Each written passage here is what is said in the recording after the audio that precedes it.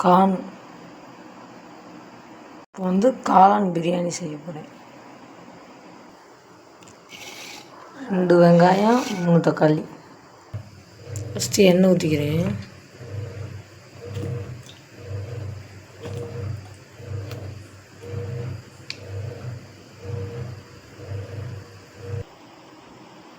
எப்பயுமே எல்லாருமே வாங்கி வச்சுக்குவேன். அரை கிலோ வாங்கி வச்சுக்கிடுவேன். பெருஞ்சோம்பு, கறி மசாலா, பட்டை. நல்லா எண்ணெய் காய விட்டுக்கிட்டேன். பச்சை மிளகா 3 மிளகா 3 பச்சை மிளகா போட்டுட்டு பெரிய வெங்காயம்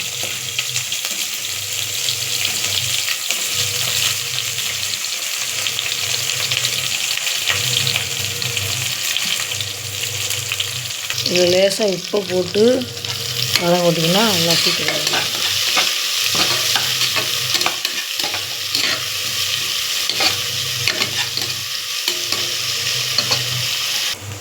வந்து பாஸ்மதி ரைஸில் செய்கிறேன். 1 டம்ளர் அரிசி எடுத்திருக்கேன். 20 நிமிஷம் ஊற வச்சுருக்கேன். இஞ்சி பூண்டு பேஸ்ட்டு வந்து அரைக்க லேட் ஆகிடுச்சு. அதனால் கடையில் வாங்கிட்டு வந்து வச்சுருந்தேன்.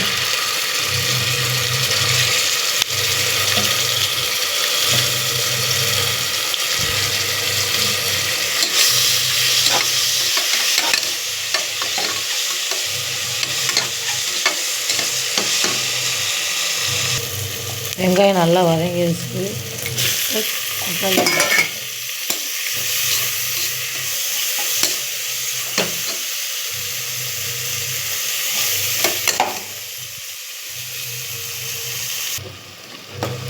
தக்காளி நல்லா வதங்கிடுச்சு, பார்த்தாலே தெரியும்.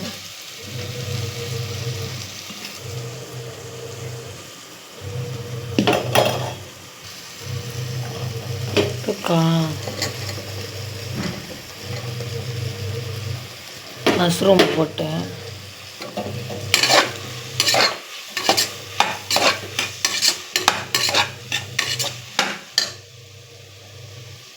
இதில் கொஞ்சோன்னு நான் எடுத்துட்டேன். 65 போடுவேன்.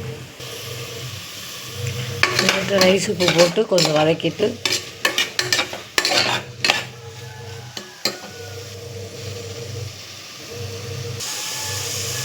நான் வந்து எந்த பொடியும் போட மாட்டேன். பிரியாணி பொடி மட்டும்தான் போடுவேன். ஏன்னா பிள்ளைங்க சாப்பிடணும்.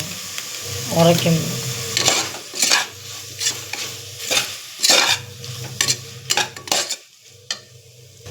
கொஞ்சமாக மஞ்சள் பொடி போட்டு நல்லா வதக்கிட்டு போங்க. உங்களுக்கு காரம் வேணும்னா நீங்கள் இன்னும் போட்டுக்கலாம்.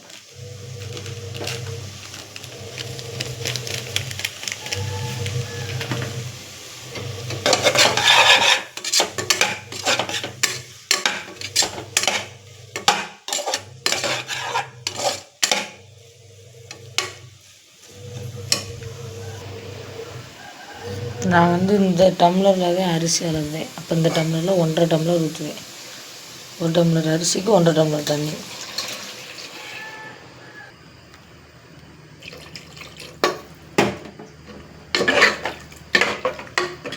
ஒரு கொதி வந்தோன்னே அரிசி போடுவோம். பார்த்தாலே தெரியும் நல்லா கொதி வந்துடுச்சு. இந்த டைமில் அரிசி போடணும்.